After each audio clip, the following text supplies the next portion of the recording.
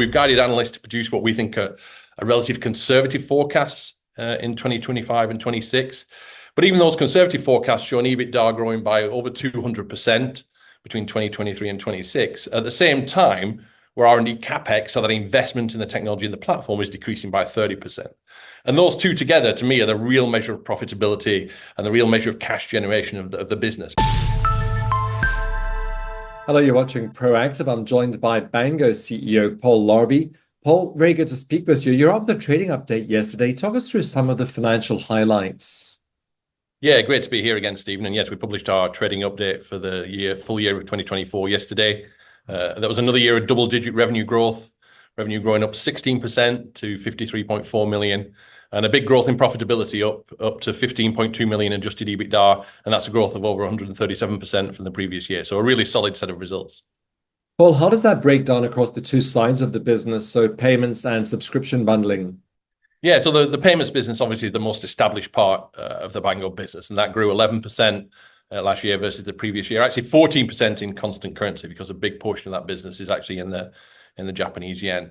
And it's a business that's grown significantly following the Docomo Digital acquisition in late 2022. That's an acquisition that's now fully integrated. We are the largest Google integrator. We're the sole integrator for Amazon DCB in Japan, and the sole supplier of DCB to NTT Docomo in Japan, that being the largest operator in the largest carrier billing market in the world. Now, some of those acquired routes from a particular app store in Asia Pacific and the Middle East have a slightly higher cost of sales for delivering those. And that's caused a slight sort of reduction from our normal, very high margin business, but still overall 78% gross profit for the group. So really, really strong business. And we should see that increasing over time. On the digital vending machine side, that's subscriptions growth. And the digital vending machine is the platform that sits between people who have a subscription service. We call those content providers, so the likes of Netflix and Disney, and the people who want to deliver those services through a channel, so the telcos in particular. That's a business that grew 28% last year. That recurring revenue, because it's a platform business, but with a SaaS license model. So we charge a license that grows and scales as the number of subscriptions we're managing increases. That grew 59% to 14 million. And that growth comes from existing customers growing, so existing customers managing more and more subscriptions.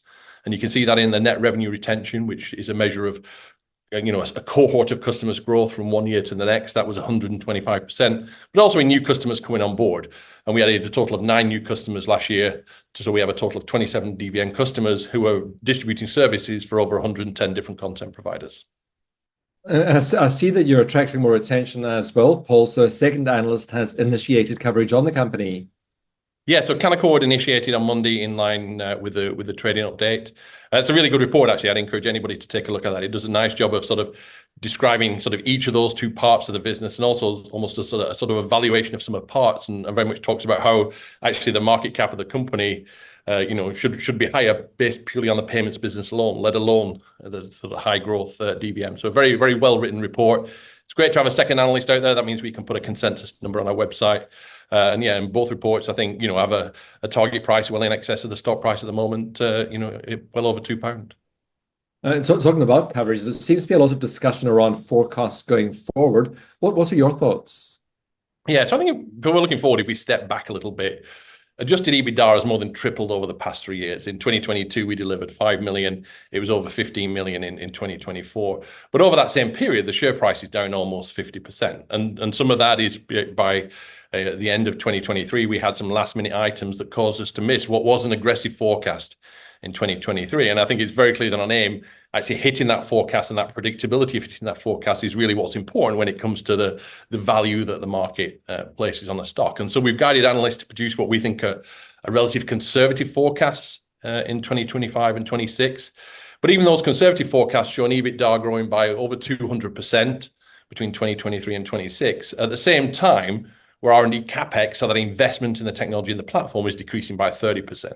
And those two together, to me, are the real measure of profitability and the real measure of cash generation of the business, because sort of lower down the income statement, it can sometimes get confusing with these non-cash items like amortization, etc. But those two, to me, are the real sort of valuations. So we have conservative forecasts where profitability is growing by 217% and investments reducing by 30%. That reduces, strong cash generation and really strong profitability growth. And that's what should be value in the business. And so the two analysts in the market have an average target price of £2.33, which is, significantly higher than the share price as it sits today. Paul, can you tell us about the areas of growth for Bango? Yeah, so the payments business will continue to grow. We're sort of forecasting that at a mid-single-digit percentage growth. And for us, the focus on the growth is really that high opportunity, the high growth opportunity of the digital vending machine and that subscription bundling. And within DVM, there's, I guess, three areas to talk about. The first is really territories. We continue to see expansion in the US. The tier one customers we have continue to grow and grow through those subscription tiers. The US is also a little unique. It has a sort of a large number of sort of smaller tier two operators in the regional telcos and sort of regional cable companies. And we're starting to see DVM expansion into that market with our first two wins last year, which will continue into 2025. Latin America continues to be a really strong market, and the pipeline for Latin America continues to grow. And for the first time ever, we've seen some real green shoots in sort of Asia and Europe. Those have been the two markets that have been lagging behind a little bit versus the Americas region. But momentum's really building, and we've seen, as we did in North America with the telcos, once one operator launches, it generally triggers others to do new things. So I think good opportunities in Asia and Europe, and you can see both of those with a number of wins that we had last year, but more importantly, a strong funnel for 2025 and beyond. If we look at outside of telcos into other verticals, while telco remains our number one focus and is certainly the biggest opportunity, we can take exactly the same product and address the retail and financial services. And we announced Continente, Portugal's largest high street retailer, who bundled Disney Plus with their retail club membership just in time for the Christmas break. So good opportunity in those two verticals. And finally, in innovation, right? We invest a lot in the product and in the technology, and that's allowed us to really dominate that subscription bundling market today. And actually, the Canaccord report talks us about being that gatekeeper towards super bundling, given the position that we've built. And we're going to continue to invest in that to remove complexity, reduce the time to market, create that deep integration with telcos. The more complexity we can take off the telco or the bank or the retailer that allows these services to be launched quicker, the tighter the integration means we can scale it quicker, and it gives us sort of that deeper and stickier relationship with that particular partner. And we can make it easier for them to bundle one service with another, offer flexible discounts. Again, it grows the entire market. So it doesn't just grow the product and the number of subscriptions we're managing, it actually grows the entire market. And increasingly, we're using the data that we have from all those different deployments to generate insights to optimize performance. And you hear a lot more about that as we move throughout 2025. So what's next for investors then? Yeah, so we'll present the full accounts later in the first half, and it's actually presented by myself and our new CFO. So at the same time as the trading update, we announced a new CFO. So Matt Wilson's joined us. Great to have him here. Has a really strong track record in sort of financial discipline, comes from private equity investment banking, as well as being CFO of a couple of high growth companies. And he's here to help us drive the business forward in the next phase of growth. And so, yeah, looking forward to presenting what was a great 2024 alongside him later this half. Well, hope you'll keep us updated on any progress. I'm sure we'll be speaking to you again then, but thank you very much for your time today. Will do. Thanks, Stephen. Great to chat. That's Paul Larby, the CEO of Bango.